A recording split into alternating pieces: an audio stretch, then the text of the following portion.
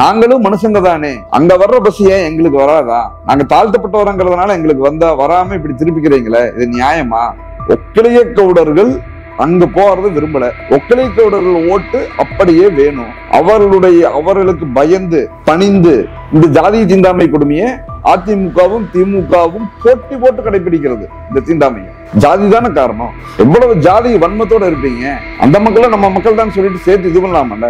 அந்த ஊர் ஜாதி வெறியர்கள் கூட பரவாயில்ல, அவங்க கூட இவ்வளவு திட்டம் இவ்வளவு சூழ்ச்சியெல்லாம் இருக்காது. ஆனா இந்த அரசு அதிகாரிகள், போக்குவரத்து துறை அதிகாரிகள், திமுக மாவட்ட செயலாளர் தொண்டாமுத்தூர் ரவி, அதிமுக எஸ்பி வேலுமணி, இவங்களுக்கு எல்லாம் தான் இந்த வன்மம். ஆனா இந்த அதிகாரிகள் இருக்காங்களா, இது திமுக அரசுக்கு வேண்டி இப்படி எழுதுறாங்களா, இல்ல திமுக அரசு இப்படி விரும்புதா, திமுக அரசு இப்படிப்பட்ட அதிகாரிகளை வச்சுட்டு உங்க திராவிட மாடல் ஆட்சி நடத்தணும்னா இதை வச்சு RSS மாடல் தான் நடத்த முடியும், ஆரிய மாடல் தான் நடத்த முடியும்.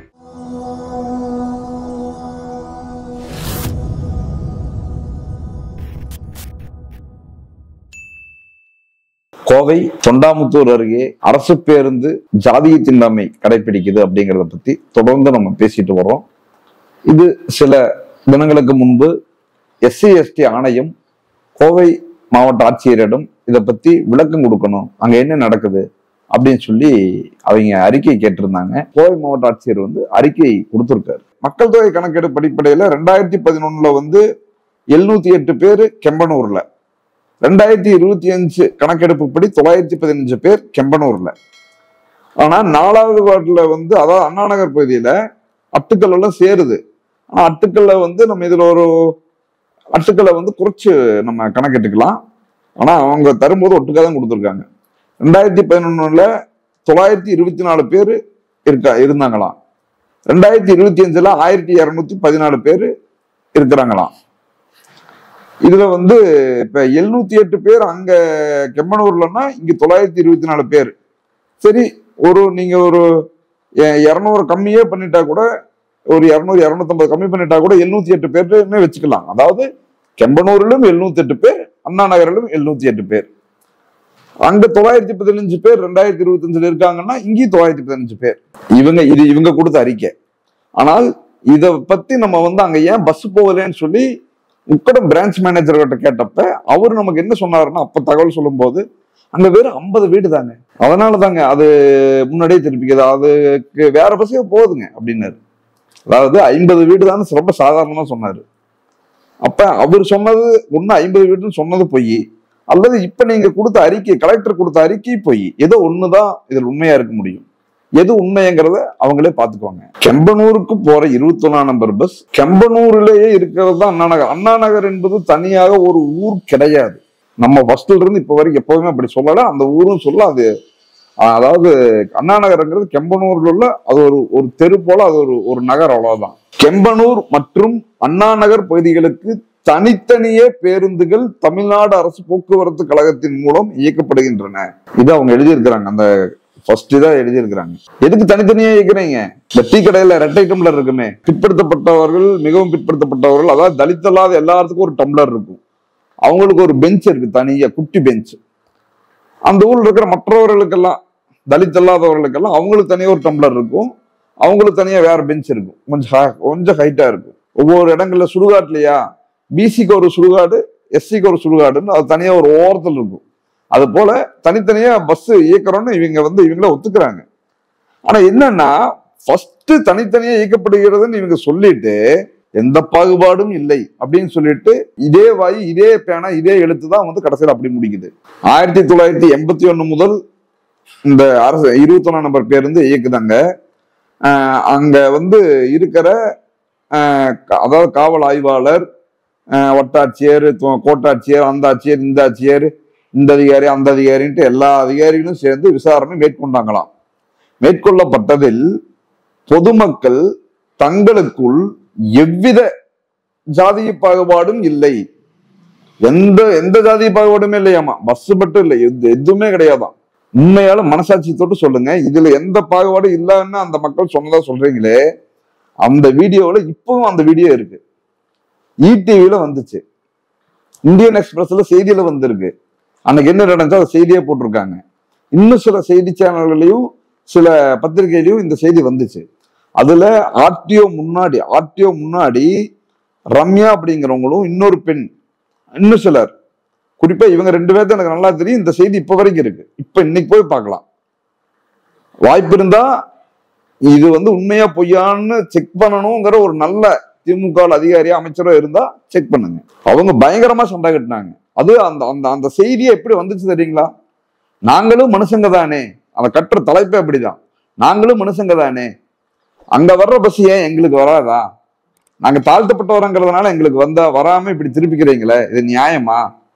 அதுவும் விழா காலங்களில் வேறு வழி இல்லாமல் எந்த பஸ் இங்க வரக்கூடாது, அண்ணா நகர்ல தாழ்த்தப்பட்டவங்களை ஏற்றி உட்கார்ந்துட்டால் அவங்க உட்கார்ந்ததுக்கு அப்புறம் நாங்க அதாவது ஒக்கிலிக்கோடர்கள் நாங்க உட்காரணுமா, அல்லது இடம் இல்லாட்டி அவங்க சக்கிலியர்கள் உட்கார்ந்து வரும்போது ஒக்கிலிக்கோடர்கள் நின்றுட்டு வரணுமா அப்படின்னு சொல்லி யார் கோவப்படுறாங்களோ, இதை தடுத்து நிறுத்துறாங்களோ, அவங்க விழா காலங்கள்ல அதே 21 அண்ணா நகர்ல திருப்பிட்டு போறாங்களே, அதெல்லாம் நியாயமா?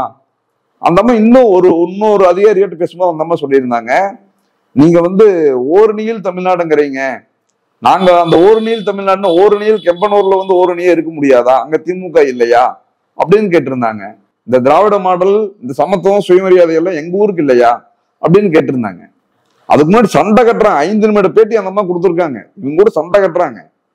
ஆனா அந்த மக்கள் எந்த பாகுபாடும் இல்லைன்னு சொன்னாங்களாம், எழுதியிருக்கிறாங்க. அந்த பஸ் இதுக்கு முன்னாலேயே 11:40க்கு டவுன் ஹால்ல கிளம்பி அதே 12:30க்கு 12:25க்கு கெம்பனூர் வரை போயிட்டு இருந்த பஸ் தான் அது. அண்ணா நகர் மக்கள் நலன் கருதி 4/8/2023 முதல் தினசரி 21B 64D 94A மற்றும் S15A பேருந்து நீட்டிப்பு செய்து தற்போது வரை இயக்கப்படுகிறது. அதாவது நீட்டிப்பு, அந்த வார்த்தை முக்கியம். அந்த நீட்டிப்பு ஏன் 21க்கு பண்ண முடியல? யாரு தடுத்தா? 21 யாரு தடுத்தா? அங்க போகக்கூடாதுன்னு யாரு தடுக்கிறா? எந்த ஜாதி வெறியை தடுக்கிறாங்க? அல்லது மாவட்ட செயலாளர் போக கூடாதுங்கிறாரா? அவர் மாதிரி நடவடிக்கை எடுங்க. மாவட்ட செயலாளர் பதவி தூக்குங்க. வன்கொடுமை தடுப்பு சட்டத்தை உள்ள வைங்க. SP வேலுமணி தடுத்து அவரை தூக்கி உள்ள வைங்க. எங்கெங்கயோ போற பஸ்ஸ 5 கிலோமீட்டர் 6 கிலோமீட்டர் தேவையில்லாம இங்க சுத்திட்டு போக வைக்கிறாங்க. ஆனா அந்த ஊருக்குன்னு போய் ஒரு 2 நிமிடத்துல திரும்புற தூரத்துல இருக்கிற பஸ் ஏன் விடல? ஜாதி தானே காரணம். ஒக்கிலிய கவுடர்கள் அங்க போறது விரும்பல. ஒக்கிலிய கவுடர்கள் ஓட்டு அப்படியே வேணும். அவர்களுக்கு பயந்து பணிந்து இந்த ஜாதி தீண்டாமை கொடுமையை அதிமுகவும் திமுகவும் போட்டி போட்டு கடைபிடிக்கிறது. இந்த தீண்டாமையை 1995க்கு பிறகுதான் 21 நம்பர் பஸ் கெம்பனூருக்கு 7 முறை வருது. அதுக்கு முன்னால 1 முறை 2 முறை அந்த மாதிரி வரும். மற்றபடி தொண்டாமுத்தூரோட நின்னுக்கும். இந்த ஊரில் உள்ள கெம்பனூரில் உள்ள பிற்படுத்தப்பட்ட மக்களும், அதாவது ஒக்கிலிக்கவுடர்களும், அந்த ஊரில் உள்ள தாழ்த்தப்பட்டவர்களும் எல்லாரும் சேர்ந்து 1995ல காவல் நிலையத்துக்கு முன்னாடி ஒரு பெரிய போராட்டம்னா 5 பஸ்ல இந்த போராட்டம் முடிஞ்சு அந்த மக்களை கொண்டு போய் இறக்கி விட்டு இருக்கிறாங்க. 5 பஸ்ல அவ்வளவு பேர் இந்த போராட்டத்துக்கு போயிருக்காங்க. எல்லா ஜாதியினரும் சேர்ந்துதான் அந்த போராட்டம். கெம்பனூருக்கு அந்த பஸ் வர்றதுக்கு அந்த போராட்டம். அதுக்கப்புறம் தான் அந்த பஸ் அந்த ஊருக்கு வருது. இப்ப நான் என்னங்கிறேன்னா, இந்த பஸ் தொண்டாமுத்தூர்ல இருந்து கெம்பனூருக்கே முழுவதும் வருவதற்கு அந்த நீட்டிப்பே அப்படிதான் நடந்திருக்குது. போராட்டம் செஞ்சுதான் நடந்திருக்குது. அந்த நீட்டிப்பு, இதுவரைக்கும் வந்த நீட்டிப்பு ஏன் தாழ்த்தப்பட்டவர்களை தீண்டாதா? அந்த பஸ் போய் தீண்டுனா என்ன ஆயிரும்? பஸ் எரிஞ்சு போயிருமா? எவ்வளவு ஜாதி வன்மத்தோட இருப்பீங்க? அந்த மக்களை நம்ம மக்கள் தான் சொல்லிட்டு சேர்த்து இது பண்ணலாமல்ல? அந்த ஊர் ஜாதி வெறியர்கள் கூட பரவாயில்ல, அவங்க கூட இவ்வளவு திட்டம், இவ்வளவு சூழ்ச்சியெல்லாம் இருக்காது. ஆனா இந்த அரசு அதிகாரிகள், போக்குவரத்து துறை அதிகாரிகள், திமுக மாவட்ட செயலாளர் தொண்டாமுத்தூர் ரவி, அதிமுகவின் SP வேலுமணி, இவங்களுக்கெல்லாம் தான் இந்த வன்மம்.